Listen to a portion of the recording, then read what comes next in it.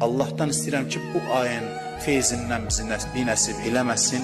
İlahi, bu ayın hər gününün, hər saatının feyzindən bizi məhrum eləmə.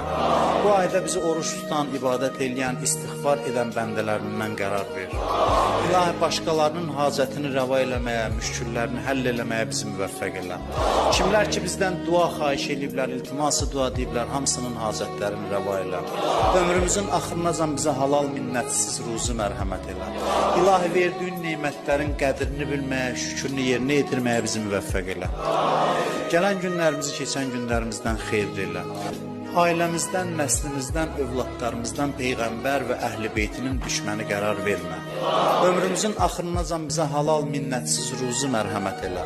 Torpaqlarımızın azadlığı uğrunda canından keçən şəhidlərimizi Kərbəla şəhidləri ilə məşhur elə. Ölənlərimizi qəriqi rəhmət elə.